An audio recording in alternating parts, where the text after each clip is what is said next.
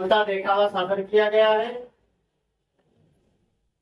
और इस देखावे के माध्यम से कृष्ण काल के उस जमाने में हुए अलग अलग कार्यों को और भारतीय संस्कृति को पुनः एक बार जागृत करने का एक कार्य यहाँ चल रहा है। लातूर में पिछले लगभग 100 वर्ष की परंपरा सेंट्रल हनुमान बाग में हमारे दादाजी बद्रीनारायण विठलदास जी भूतड़ा और उनके माध्यम से ये 100 साल पहले शुरू किया गया जन्माष्टमी का उत्सव का पर्व। और हर वर्ष जन्माष्टमी के पर्व पर नया नया देखावा सादर करना और भक्तों को उस कार्य के प्रति माहिती देना ये कार्य होता है। तो हर साल अलग प्रसंग अलग देखावा यहाँ किया जाता है और इन पिछले के कुछ सालों में वेदांत बालक मंदिर के छोटे छोटे बच्चों के माध्यम से इस कार्य को और अच्छा सोच मिल रहा है। तो ये छोटे छोटे बालक उस संस्कृति को, उस संस्कारों को और भारतीय जो अपना इतिहास है उसको जानने में जब वो खुद ये कार्य करेंगे तो उनको भारत का अतीत और अपना इतिहास मालूम होगा। आज यहाँ पर श्री कृष्ण जन्माष्टमी रोहिणी नक्षत्र के उपलक्ष्य में जो हो रही है उसमें जो प्रसंग है तो द्रौपदी के जन्म से इस प्रसंग की शुरुआत हो रही है। यहाँ पर महाराजा द्रुपद पुत्र कामेश की यत्न कर रहे थे और एक यज्ञ संपन्न हो रहा था। ऋषि मुनियों ने उसमें आहुतियां दी और देवता प्रसन्न होकर उन्हें पुत्र के साथ एक पुत्री भी आपको मिलेगी यह वरदान दिया। मगर महाराजा द्रुपद को पुत्री नहीं चाहिए थी, लेकिन भगवान का वरदान था तो पुत्र निर्माण हुआ धृष्टद्युम्न नाम से और पुत्री को नाम दिया गया द्रौपदी। द्रुपद की पुत्री द्रौपदी। तो ये दोनों उस यज्ञ से निर्माण हुए। अब ये यहाँ पर द्रौपदी का पात्र कर लीजिए है तो ये ऋषि मुनियों से अभिवादन करके महाराजा द्रुपद अपने पुत्र को तो अपने पास रखे, लेकिन द्रौपदी का तिरस्कार किया उन्होंने। जीवन भर द्रौपदी का तिरस्कार किया, लेकिन द्रौपदी अपने भाग्य से फिर पांडवों की पत्नी बनी। और फिर ये प्रसंग आगे बढ़ता है। द्रौपदी का पांडवों के साथ विवाह हुआ। उसके पश्चात वो जब पांडवों के साथ रहने लगी, भगवान श्री कृष्ण भी सम्मिलित हुए और आगे कई प्रसंग आते हैं। उसमें अगला प्रसंग है शिशुपाल वध का। तो जब शिशुपाल और वक्रदंत भगवान श्री कृष्ण के दोनों चचेरे भाई थे और शिशुपाल के जन्म के समय आकाशवाणी हुई थी कि जो इसको देखेगा और देखने के बाद इसके 2 भुजाएं और 2 और अन्य अवयव निकल जाएंगे, उसके हाथ से इसकी मृत्यु लिखी हुई है। ये उसको वहां पर आकाशवाणी हुई थी और भगवान श्री कृष्ण जब देखने गए तो शिशुपाल की दोनों भुजाएं छिड़ गई और वहां पर उसकी माता ने आक्रोश किया, तेरे हाथ से, कृष्ण के हाथ से कैसे वध होगा शिशुपाल का। तो वहीं पर उन्होंने वरदान मांग लिया कि 100 गुनाह माफ कर देना मेरे बेटे के, मेरे एक बेटे के 100 गुनाह माफ करेगा, ये वरदान मुझे दे दे। भगवान ने तथास्तु कहा वहां पर। लेकिन ऐसा दिन आया एक ही दिन में दरबार में शिशुपाल ने एक साथ 100 गालियां भगवान श्री कृष्ण को दी और वहां पर 100 गुनाह समाप्त होने पर भगवान श्री कृष्ण ने उसके माता को दिया हुआ वरदान याद दिलाया और सुदर्शन चक्र फेंककर शिशुपाल का वध कर दिया। वहां पर शिशुपाल वध करते समय भगवान श्री कृष्ण ने जब सुदर्शन चक्र फेंका तो उस सुदर्शन चक्र की गति से भगवान की उंगली में थोड़ा सा रक्तस्राव होने लगा, वहां पर थोड़ी सी मार लग गई। अब वो देखकर द्रौपदी वहां उपस्थित थी क्योंकि वो दुर्योधन का दरबार था और वहां पर उस दरबार में द्रौपदी ने अपने साड़ी को फाड़ कर वहां भगवान की उंगली को उस वस्त्र से बांधा और उस वस्त्र को बांधने के बाद भगवान ने वहां पर उसको भी आशीर्वाद दिया कि इसके एक एक धागे का ऋण मैं समय आने पर चुकाऊंगा।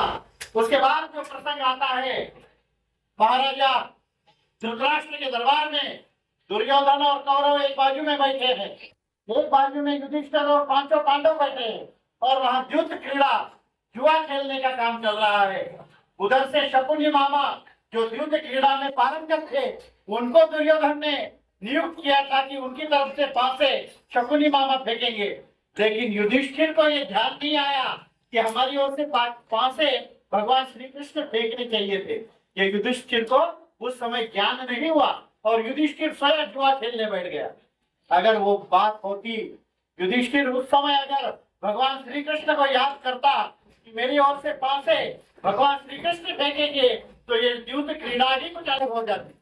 जहाँ युधिष्ठिर अपने आप पास से फेंकता गया, उधर तो शकुनी मामा छल और कपट से उस युद्ध को जीतता चला गया और वहां फिर उस कौरव की सेना ने अपनी विजय प्राप्त कर ली युद्ध में। और वहां पर जिस युधिष्ठिर और पांचों पांडवों ने अपना सारा दांव पर लगा दिया, यहाँ तक कि पूरा राज दांव पर लगा दिया, आखिर में अपनी पत्नी को द्रौपदी को भी दांव पर लगा दिया। और ऐसा ये युद्ध क्रीड़ा का प्रसंग, और यहाँ पर ये कौरव और ये पांडव यहाँ पर, और फिर दुर्योधन दुशासन से आज्ञा देता है जाओ द्रौपदी को खींच कर लाओ, क्योंकि वो प्रसंग था।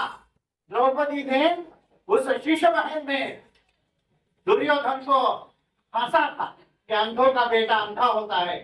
वो जब चल रहा था तो चलते चलते पानी में गिर गया, क्योंकि वो फर्सी ऐसी थी, दिखाई नहीं दी। और जब वो चलता था जहाँ पानी देखकर अपनी धोती ऊपर उठाया, वहां पानी नहीं था।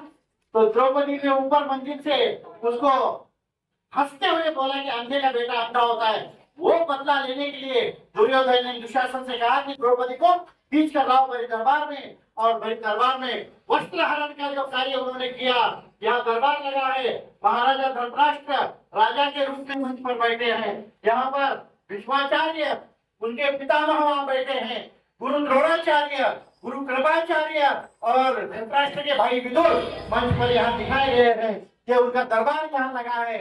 उस दरबार के सामने द्रौपदी का चीरहरण, वस्त्र हरण हो रहा है। ऐसा ये प्रसंग यहाँ पर मंच पर यहाँ दिखाई देता है। ये सब लोग धृतराष्ट्र से विनती करते हैं कि ये मत होने दो। भीष्माचार्य ने भी कहा कि ये मत होने दो, कृपाचार्य ने भी कहा, द्रोणाचार्य ने भी कहा, और यहाँ तक कि विदुर ने भी कहा कि ये अन्याय अधर्म यहाँ मत होने दो। लेकिन धृतराष्ट्र जैसे आंखों से अंधा था, वैसे नीति से भी अंधा था। वो अपने दुर्योधन के बातों में आ गया और उसने उस पर कोई निर्णय नहीं लिया। ये कार्य हुआ, द्रौपदी वस्त्रहरण का काम यहाँ से हुआ। द्रौपदी वस्त्रहरण के समय फिर द्रौपदी को याद आया, उन्होंने भगवान कृष्ण का पुकार लगाई, भगवान कृष्ण को उन्होंने पुकारा, तो भगवान श्री कृष्ण ने वहां आकर द्रौपदी की लज्जा बचाई। उन्होंने उस धागे का, उस वस्त्र का ऋण यहाँ पर चुकाया। हजारों साड़ियां वहां से वो बेचते गए, उसका साड़ी को खींचते खींचते थक गया और जमीन पर गिर गया। तो ये हुआ द्रौपदी वस्त्रहरण का काम। उसके बाद द्रौपदी वस्त्रहरण के कार्य के बाद फिर तो युद्ध छिड़ना था। पांडवों को 13 वर्ष का वनवास था, 12 वर्ष का वनवास और 1 वर्ष का अज्ञातवास। 13 वर्ष का वनवास पांडवों को मिला था, वो निकले थे वनवास पर, और 12 वर्ष पूर्ण होने के बाद 1 वर्ष वो विराट राजा के छत्र छाया में अपने नाम बदल कर रहने लगे। पांडव विराट राजा की छत्र छाया में अपना 1 साल का अज्ञातवास पूरा किया, और वहां से आने के बाद फिर महाभारत का युद्ध छिड़ा। उसके पहले भगवान श्री कृष्ण ने जाकर इसी दरबार में 2 बार शिष्टाई की। वहां पर कहा कि आप 5 गांव दे दो, 5 थोड़े जगह दे दो, ताकि ये 5 घर में रह सके। बस इतना। दुर्योधन महामस्ती में और अहंकारी था, और दुर्योधन ने सुई नोक पर बैठने उतरी जमीन भी देने का कबूल नहीं किया। तब ये महाभारत का युद्ध छिड़ा। युद्ध छिड़ने के बाद भगवान श्री कृष्ण ने अर्जुन को गीता के माध्यम से उपदेश किया। अर्जुन हताश हो गया था कि सामने मेरे दादा है, मेरे परदादा है, मेरे मामा है, मेरे काका है, मेरे ताऊ है, मैं कैसे युद्ध लड़ूंगा। अर्जुन विषाद योग भगवत गीता के पहले अध्याय में आता है, और वहां पर अर्जुन को भगवान श्री कृष्ण ने गीता के माध्यम से कर्म योग, ज्ञान योग और भक्ति योग इसका मार्ग बताया, और सारे जीवन का सार बताया कि तुझे अधर्म के खिलाफ लड़ना है, तुझे अन्याय के खिलाफ लड़ना है, तुझे इस बात के खिलाफ लड़ना है, और तुझको धर्म जीवित करना है। इसीलिए तू युद्ध कर। धर्मन्येवाधिकार से महाफलेषु कदाचनम, इस उक्ति के अनुसार जब भगवत गीता के 18 अध्याय भगवान श्री कृष्ण ने बताए, आखिरी अध्याय में 18वें अध्याय में जिसको मोक्ष संन्यास योग कहा जाता है, वहाँ अर्जुन ने कहा नष्टो मोह स्मृति लब्ध्वा तत् प्रसादान में अच्युतः स्थितोऽस्मि गत संदेह करिष्ये वचनम तव। आपके वचनों का मैं पालन करूंगा और उस अनुसार फिर अर्जुन ने युद्ध में भाग लिया और इस युद्ध में महाभारत का ये महाभयंकर युद्ध 18 दिनों तक चला। कुरुक्षेत्र के रण मैदान पर वहां कौरवों की हार हुई, पांडवों की जीत हुई और ये महाभारत का युद्ध वहां पर संपन्न हुआ। तो ऐसा ये प्रसंग यहाँ पर धर्म को पुनः प्रतिष्ठापित करने का था, वहां पर अन्याय को समाप्त करना था, अधर्म का नाश करना था। इसलिए भगवान श्री कृष्ण ने गीता के अध्याय में सब कुछ बताया है। 17वें अध्याय में सत्व रज और तम के गुण बताए हैं। सात्विकता क्या होती है, राजसिकता क्या होती है और तामसिकता क्या होती है, ये सब कुछ आपके अंदर है। और जिस गुणों को बढ़ावा दोगे वो बढ़ेगा। ऐसे भगवत गीता ही मानवीय जीवन का सत्य आचरण है। तो उसी गीता को यहाँ पर बताने का प्रयत्न हुआ है। आप सभी भक्तों का मैं हृदय पूर्वक हार्दिक हार्दिक आभार व्यक्त करता हूँ। जय भारत, जय भारत।